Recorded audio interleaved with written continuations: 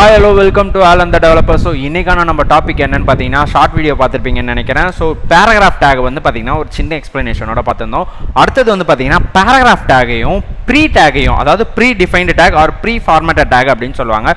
அது ரெண்டுத்தையும் கம்பேர் பண்ணி அதுக்கு ரெண்டுத்துக்கும் உள்ள டிஃப்ரென்ஸ் என்ன அப்படின்றது தான் இந்த வீடியோவில் பார்க்க போகிறோம். வாங்க பார்க்கலாம். ஸோ ஓகே, நம்ம விஷுவல் ஸ்டுடியோ கோட் வந்து ஓப்பன் பண்ணியாச்சு. இப்போ வந்து ஒரு பேராகிராஃப் டேக் வந்து போட்டுக்கிறேன். ஸோ இந்த பேராகிராஃப் டேக்கில் ஒரு கண்டென்ட் வந்து எழுதிக்கிறேன். Alan the developer,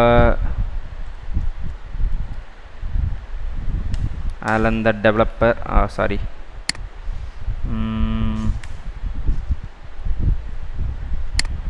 ஸ்பேஸ் விட்டுக்கிறேன்.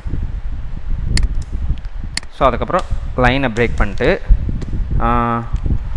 ஃப்ரண்ட் அண்ட் டெவலப்பர் அப்படின்றதையும் போட்டுக்கிறேன். ஓகேவா? ஸோ எனக்கு இப்போ இந்த மாதிரி பேராகிராஃப் டேக் வந்து வந்துருச்சு. இதே கண்டென்ட்டு இதே மாதிரி நான் என்ன பண்ண போகிறேன்னா அப்படியே காப்பி பண்ணிவிட்டு preformatted tag or predefined tag அப்படின்றது தானே இப்போ நம்ம கம்பேர் பண்ணிக்கிட்டு இருக்கோம். ஸோ அந்த டேக்கில் வந்து நான் அதே மாதிரி கண்டென்ட்டை போட்டுறேன்.